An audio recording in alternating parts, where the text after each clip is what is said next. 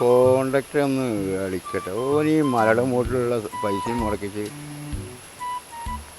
ഇപ്പം മുറി വിട്ടാനുള്ള മാർഗമല്ല. ഫോണടിച്ച് എടുക്കണില്ലല്ലോ. Hello hello, എവിടെയാണ്? ബില്ലിങ്ങിൻ്റെ അവിടെ വന്നിട്ടുണ്ട്. എന്താ എവിടെ? ഒന്ന് പെട്ടെന്ന് അങ്ങോട്ട് വാ. ഇതാ വരുന്നു. ഇതെന്താ മേശിരി? ഇതെന്താ കോഴിക്കൂടോ? ഇത് ഇത്രയും കൊല്ലം ഞാൻ അധ്വാനിച്ചുള്ള പൈസയൊക്കെ മുടക്കിയത്. അന്ന് ഈ ഫോട്ടോ കാണിച്ചത് ഇങ്ങനെയൊന്നും അല്ലായിരുന്നല്ലോ.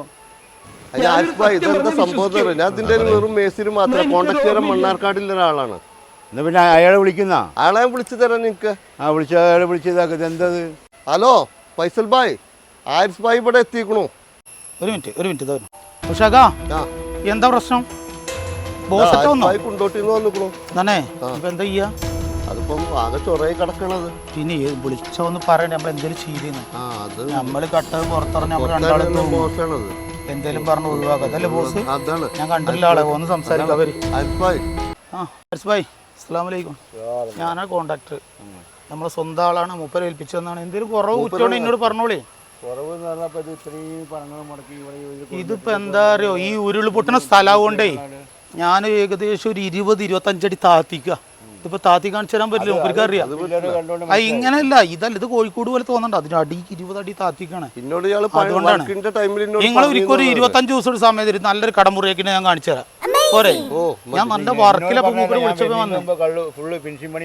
ഫിനിഷിങ് ആ ഇവിടെ ഉരുൾപൊട്ടലും കാര്യങ്ങളും മലയിൽ നിന്ന് വെള്ളം വരലൊക്കെ പാടാകെ പ്രശ്നത്തിലാണ്. അത് പ്രശ്നത്തിലപ്പോ വയനാട് കണ്ടില്ല നിങ്ങൾ ഈ കാര്യങ്ങളൊക്കെ? അതാണ് ഇപ്പൊ വലിയ പ്രശ്നങ്ങളായി കിടക്കുന്നത്. സോൾവ് ആക്കി. കാരണം ഞാനൊരു 10-25 ദിവസം കൊണ്ട് ഇതൊരു കട റൂം ആക്കിയിട്ട് നിങ്ങൾക്ക് തരാം. ഹോട്ടലോ കാര്യങ്ങളോ പക്കാക്കി തരും. അല്ലേ? ഞാനേ വേറെ സൈറ്റിൽ നിന്ന് വരികയാണ്. സാധിക്കരുത് കേട്ടോ. ഇത്രയും കൊല്ലത്തെ അധ്വാനത്തിനുള്ള മുതലാണത്. ഞാൻ നിങ്ങളെ രണ്ടാളെയും ഉദ്ദേശിച്ചിട്ട് ഇറങ്ങി തിരിച്ചതാണ്. സാധിക്കില്ല. അത് കുട്ടികളും മക്കളും ഞാൻ ഇവിടെ കൊണ്ടുവന്ന് ഇതാക്കിയത്. പെട്ടെന്ന് മൂപ്പരെ ക്ലിയർ ആക്കി അത് നമുക്ക് റെഡിയാക്കാം. ഒരാഴ്ച കൊണ്ട് ഞാൻ എന്തെങ്കിലുമൊക്കെ ചെയ്യാൻ പറ്റുന്നു. എന്താ എത്രയും പെട്ടെന്ന് ചെയ്തു എന്നിട്ട് വേണം എനിക്ക് ഇത് കയറി പോകാൻ. ഇവിടെ ഒരു സൈറ്റിൽ വർക്ക് ഉണ്ട്. അവിടെ കൂലി കൊടുത്തില്ല. ഞാൻ കാണാം. അല്ലേ? ശരി, നിങ്ങളൊരു കാര്യം പറയട്ടെ.